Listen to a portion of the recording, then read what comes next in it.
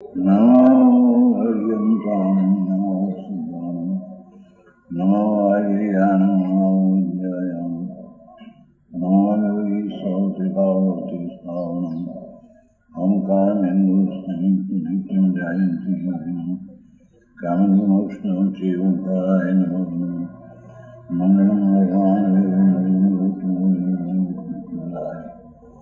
जयेन्द्रबोस मङ्गलं नमः स्मृताय स्वानुभूत्याचकास्ते स्वभावाय भावाय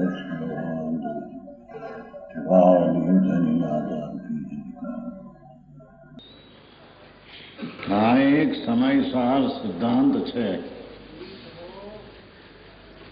એની રચના 2000 વર્ષ પહેલા કુમકુંદાચાર્ય કરી છે. એ કુમકુંદાચાર્ય મહાવિદ્યમાં ગયા હતા. ત્યાં 8 દી રહ્યા હતા. ત્યાંથી સાક્ષાત ભગવાન બિરાજે છે, સિમંદર ભગવાન. એને સાંભળી અને આવીને આ શાસ્ત્ર રચ્યા છે. એટલે વિતરાગની જ વાણી છે. ઝીણી પડે અપૂર્વ વાત છે. અનંતકાળમાં એને આત્મા શુદ્ધ ચૈતન શું છે એની એને ખબર જ નથી. આપણે ભાવાર્થ કે આ આત્મા છે વસ્તુ એ તો નિર્મળ, જેમ પાણી શીતળ છે, અથવા જેમ સ્ફટિક મણી એ સ્વચ્છ છે. અમે તો જોયું છે સ્ફટિક મણી, આવડું સ્ફટિક મણી જોયું છે જામનગરમાં. આવડું મોટું સ્ફટિક મણી, એ તો મહાકિંમતી 6 લાખ રૂપિયાનો એક સોલરિયમ છે ત્યાં. એમાં આટલું એ જ સફેદ સ્ફટિક હોય છે. એમ આત્મા સફેદ એટલે શુદ્ધ નિર્મળ આનંદ કંદ છે. પણ જેમ એ સ્ફટિકને લાલ પીળા ને કાળા ફૂલનો સંયોગ થતા અંદર લાલ પીળી કાળી ઝાંય દેખાય છે, એ સ્ફટિકની ઉપાધિ છે. એ સ્ફટિકનું સ્વરૂપ છે નહીં. ન્યાય સમજાય છે? અમે તો બધું જોયું છે. બધું આવડે મોટો સ્ફટિક 6 લાખ ને સોલરિયમ છે જામનગરમાં. મોટો ડાક્ટર, એ બધા ડાક્ટર મંગાવતો રાજા બધા સાંભળો આવે. અહીં તો રાંક ને રાજા બધા આવે સાંભળો. તો મોટો ડાક્ટર તે વખતે 2,500નો પગાર હતો માસિક.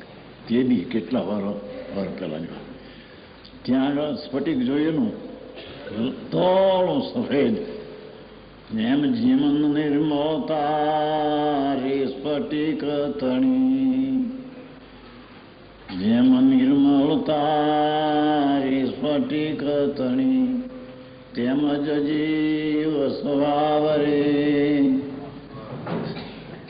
શ્રીજી નવીરે રે ધર્મ પ્રકાશીઓ. શ્રીજી નવીરે ધર્મ પ્રકાશીઓ, પ્રબળ કષાય ભાવ રે. જેમ સ્ફટિક મણીમાં લાલ ને પીળી ઝાંય જે દેખાય છે, તે સ્ફટિક મણીમાં ઉપાધિ છે. એ સ્ફટિક મણીનું સ્વરૂપ નથી.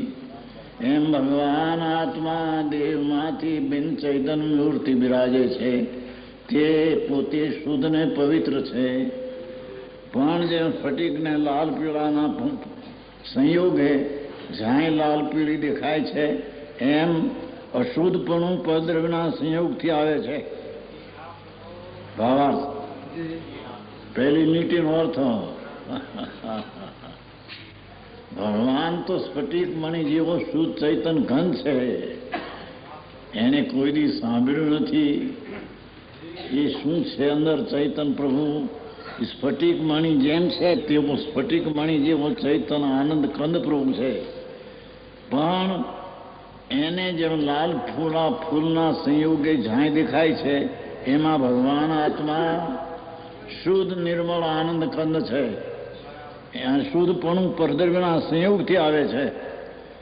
જેમ એ ફૂલના સંયોગને લઈને સ્ફટિકમાં લાલ પીળું દેખાય છે, એમ કર્મના નિમિત્તથી આત્મામાં પુણ્યને, પાપના, દયાને, દાનના, વ્રતને, ભક્તિના, કામને, ક્રોધના, વિકાર ભાવ એ અશુદ્ધપણું પરદ્રવ્યના સંયોગે સંબંધે આવે છે. જેની વાત છે ભગવાન છે પેલો શબ્દ અશુદ્ધપણું પરદ્રવ્યના સંયોગથી આવે છે. જેમ સ્ફટિકને પરદ્રવ્યના સંયોગથી લાલ પીળી જાણ દેખાય છે, એમ ભગવાન આત્મા ચૈતન પ્રકાશના પૂરનું નૂર નું તેજનો પૂર અંદર છે. કેમ અંદરમાં ભગવાન આત્મા ચૈતનના નૂરના તેજનું પૂર છે, પણ તેનું પવિત્રતા ભૂલીને પર્યાયમાં અનાદિથી અશુદ્ધપણું પરદ્રવ્યના સંયોગથી આવે છે. સમજાય છે? આમાં એનો સ્વભાવ નથી, પણ પરદ્રવ્યના સંયોગથી અનાદિથી એમાં મલિનતા, પુનઃને, પાપને, મિથ્યા ભ્રાંતિ, પરમાં સુખ છે, પરને લઈને મને મજા પડે છે, એવી મૂંઢતા, મૂર્ખાઈ, એ અશુદ્ધપણું પરદ્રવ્યના સંયોગના સંબંધે જણાય છે.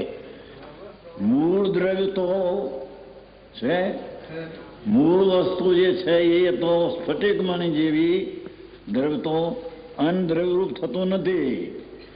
એ વસ્તુ પોતે છે એ કાંઈ અનુરૂપ થતી નથી.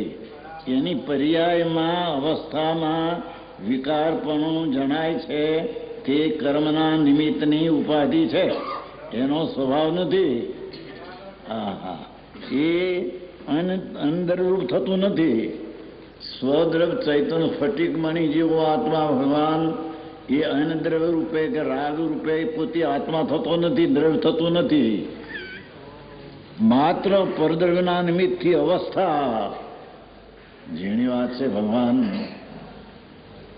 પરદ્રવ્યના નિમિત્તથી હો, પરદ્રવ્યને કારણે નહીં.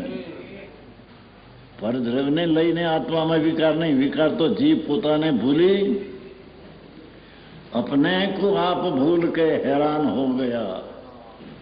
પોતે પોતાને ભૂલીને સચ્ચિદાનંદ પ્રભુ એને ભૂલીને પર્યાયમાં પરના નિમિત્તથી અવસ્થા મલિન થઈ જાય છે. દ્રવ્ય દ્રષ્ટિથી તો, પણ જો વસ્તુ દ્રષ્ટિથી જોઈએ તો દ્રવ્ય જે છે તે છે. સ્ફટિક મણીની પેટી તો ધૂળ ચૈતન મૂર્તિનો રતન આનંદ કંદ જ છે. એ તો પર્યાયમાં પરના નિમિત્તે ઉપાધિ દેખાય છે. સમજાય છે ભાઈ? જેની વાત છે પ્રભુ, તારી વાત જ મોટી છે પ્રભુ.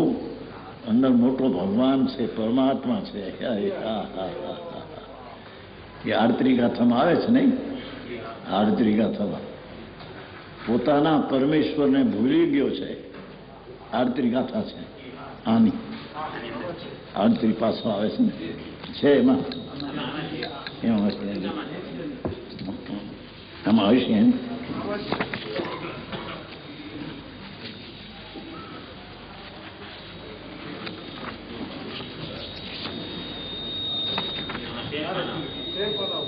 હા, આમાં મારે તો અહીંયા આવવું છે ને.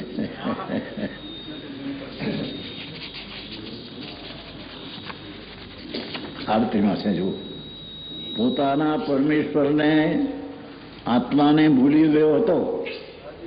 છે એમાં 5મી 6ઠી લીટી છે. એમાં 5મી 6ઠી લીટી પોતાના પરમેશ્વરને ભૂલી ગયો હતો. પોતે પરમેશ્વર છે પ્રભુ, પણ તને ન બેહે અનાદિ કાળથી રાકાઈ ભાષી છે ને. પોતે પરમેશ્વરને ભૂલી ગયો, પોતાના પરમેશ્વરને ભૂલી ગયો છે ને. એમાં પરમેશ્વર પોતે પરમ ઈશ્વર અનંત અનંત ગુણ, એમાં એક પ્રભુતા નામનો ગુણ છે. થોડી વાત થાય ભાઈ, થોડી બહુ ઝીણી ન પકડાય. એ પ્રભુતા નામનો એક ગુણ ઈશ્વર છે. એવા પ્રભુત્વ ગુણ જે છે એમ આત્મામાં અનંતા ગુણ છે. એમાં એક પ્રભુત્વ નામનો ગુણ છે કે જે ગુણને લઈને અનંતા ગુણમાં ઈશ્વરતા અને પ્રભુતા આવી છે. શું કીધું? આત્મામાં અનંતા ગુણ છે, સંખ્યા એમાં એક પ્રભુત્વ નામનો એક ગુણ છે. જેમ જ્ઞાન ગુણ છે, જાણવું, દેખવું, આનંદ, એમ પ્રભુત્વ નામનો એક ઈશ્વર નામનો ગુણ, શક્તિ છે. આત્મામાં ઈશ્વર નામની એક શક્તિ છે, સ્વભાવ છે, સામર્થ્ય છે. તે ઈશ્વર નામની શક્તિએ અનંત ગુણને પ્રભુતા પણ એ ભાળે છે. અનંતા ગુણમાં પ્રભુત્વ ભરી છે. હવે આવું આત્મા હવે કે એ પરમેશ્વર, પોતાનો પરમેશ્વર એને ભૂલી ગયો છે. એ અહીં કે છે દ્રવ્ય દ્રષ્ટિથી તો દ્રવ્ય જે છે તે જ છે. વસ્તુથી જો જુઓ તો જે છે એ છે. એની પર્યાયમાં પરદ્રવ્યના સંયોગે મલિનતા દેખાય છે, તે ઉપાધિ છે. એ વસ્તુની સ્થિતિ છે નહીં.